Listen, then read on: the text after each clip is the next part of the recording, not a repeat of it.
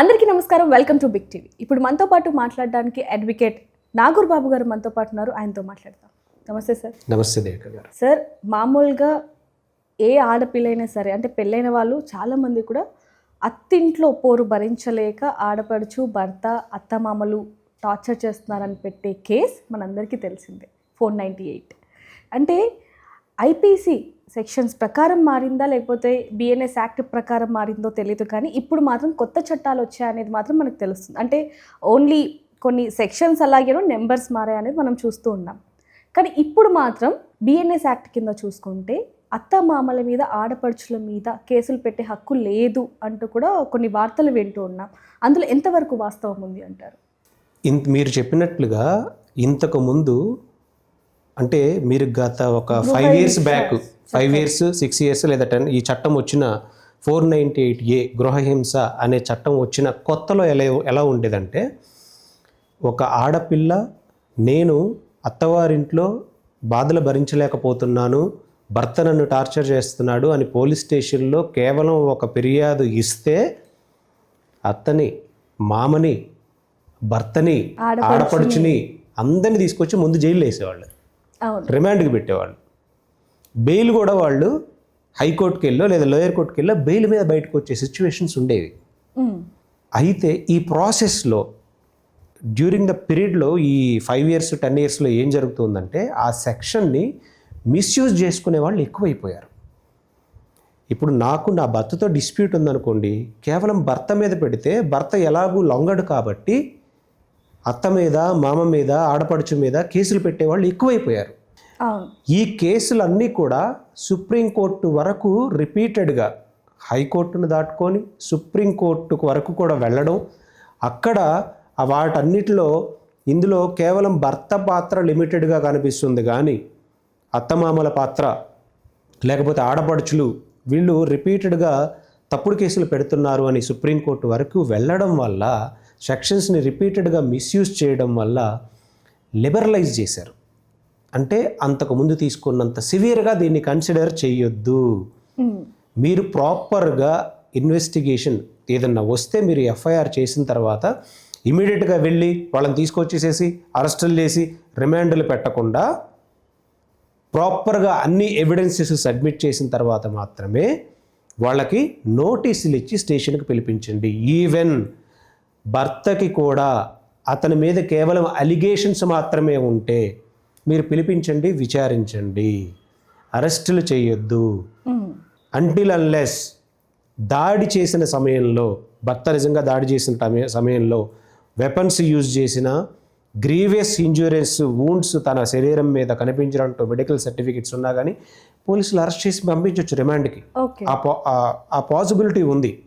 అంటే ఇన్సిడెంట్ కేవలం ఎలిగేషన్స్ మీద మాత్రమే ఉండకూడదు, సపోర్టెడ్ ఎవిడెన్స్ కూడా ఉండాలి అనేది మనకి ఇప్పుడు సుప్రీంకోర్టు లిబరలైజ్ చేసింది.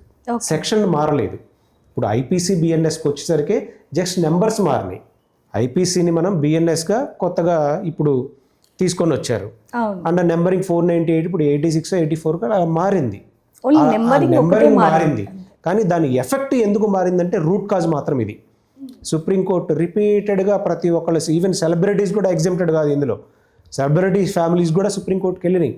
అందులో వాళ్ళు ఏమి ఐడెంటిఫై చేశారంటే, భర్త పాత్ర కనిపిస్తుంది కానీ అత్తమామలు కానీ ఆడపడుచులు కానీ వీళ్ళ రోల్ లిమిటెడ్గా ఉంది, సెక్షన్స్ని అబ్యూజ్ చేస్తున్నారు కాబట్టి చట్టాలు లిబరలైజ్ అయినాయి 498 అనేది. సో ఇప్పుడు కూడా అంటే మీరు ఇప్పుడు వరకు కూడా చాలా కేసెస్ చూసి ఉండొచ్చు, మరి ఇప్పుడు ఈ బిఎన్ఎస్ యాక్ట్కి సంబంధించి ఏమైనా కేసులు మీ దాకా వచ్చాయి? జనరల్గా మేము క్రిమినల్ అడ్వకేట్ అండ్ కంపెనీ లాకి సంబంధించినవి చూస్తూ ఉంటాం. ఈ 498 అనే సెక్షన్స్ మా దగ్గరికి లిమిటెడ్గా తక్కువగా వస్తూ ఉంటాయి. సో ఫ్యామిలీ మ్యాటర్స్ అన్నీ కూడా హైకోర్టు ప్రాక్టీసింగ్ అడ్వకేట్స్ హైకోర్టు పరిధికి వచ్చినప్పుడు మాత్రమే మేము యాక్సెప్ట్ చేస్తాం. ఇవన్నీ కూడా ఫస్ట్ స్టేషన్లో కేసు నమోదవ్వడం, తర్వాత ట్రయల్ జరగడం, ఆ ట్రయల్ జరిగే ప్రాసెస్లో కొంతకాలం గడవడం జరుగుతూ ఉంటుంది. లేదా కొంతమంది ఏం చేస్తారంటే ఎఫ్ఐఆర్ నమోదైన వెంటనే హైకోర్టు అడ్వకేట్స్ని కూడా అప్రోచ్ అవుతూ ఉంటారు. అప్రోచ్ అయిన వెంటనే మేము హైకోర్టులో దానికి సంబంధించి మేము ఫైట్ చేస్తూ ఉంటాం. సో మేము తీసుకున్నటువంటి కేసెస్లో కూడా కొంతమంది లేడీ సైడ్ నుంచి వచ్చిన విక్టిమ్స్ ఉంటారు, బాధితులు ఉంటారు. కొంతమంది అబ్బాయిలు కూడా భర్తలు మా మీద ఫాల్స్ కేసు పెట్టారు, మా భార్యను మేము అసలు చాలా బాగా చూసుకున్నాము కానీ ఆమె చట్టాన్ని మిస్యూజ్ చేస్తున్నటువంటి ఎవరి వర్షన్ వాళ్ళతో వస్తూ ఉంటారు. సో ఎవరు వచ్చినా కానీ దాన్ని కంప్లైంట్లో ఉన్నటువంటి ఫ్యాక్ట్స్ని బేస్ చేసుకొనే మేము వాదించడం జరుగుతూ ఉంటుంది. కోర్టును కూడా ఆ ఫ్యాక్ట్స్తో పాటు ఆ ఎలిగేషన్స్ ప్రూవ్ చేసుకోవాల్సిన బాధ్యత కూడా కంప్లైనెంట్ మీద ఉంటుంది. కాబట్టి వాళ్ళు ప్రూవ్ చేసుకోలేనప్పుడు కోర్టులు కొన్ని ఆర్డర్స్ ఇస్తూ ఉంటాయి. సార్ మామూలుగా అంటే హస్బెండ్ వైఫ్ మీద కావచ్చు, వైఫ్ హస్బెండ్ మీద కావచ్చు, పోలీస్ స్టేషన్కి వెళ్ళిన తర్వాత వాళ్ళ కౌన్సిలింగ్ అనేది పోలీస్ స్టేషన్ నుంచే స్టార్ట్ అవుతుందా లేకపోతే కోర్టుకి ఎక్కాక స్టార్ట్ అవుతుంది? అంటే ఇప్పుడు ప్రజెంట్ ఏంటంటే based on the severity of the complaint అండి. ఇప్పుడు వాళ్ళు ఆ భార్య శరీరం మీద కానీ ఎలాంటి దెబ్బలు లేవు, అతను ఎలాంటి టార్చరు చేయలేదు, కేవలం సింపుల్ ఎలిగేషన్స్ ఉన్నాయి అనుకోండి, కౌన్సిలింగ్ ఇచ్చి పంపిస్తారు. ఇప్పుడు షీ టీమ్స్ ఉన్నారు, వాళ్ళు ఏం చేస్తున్నారు, కౌన్సిలింగ్ సెంటర్ పెట్టారు, కౌన్సిలింగ్స్ ఇస్తున్నారు, ఇలా రిపీటెడ్గా చేసుకోవద్దని చేస్తున్నారు. కోర్టులు కూడా న్యాయస్థానాలు కూడా భార్యాభర్తలని విడగొట్టాలని చూడవు, మ్యాక్సిమం కలపాలనే చూస్తాయి. ఈ కలపడం కోసం మాత్రమే ఇప్పుడు కౌన్సిలింగ్ సెక్షన్స్ పెట్టారు. ఆ కౌన్సిలింగ్ సెక్షన్స్కి అటెండ్ అవ్వండి, వాళ్ళ మెంటల్ స్టెబిలిటీ ఎలా ఉంది ఐడెంటిఫై చేసుకోండి.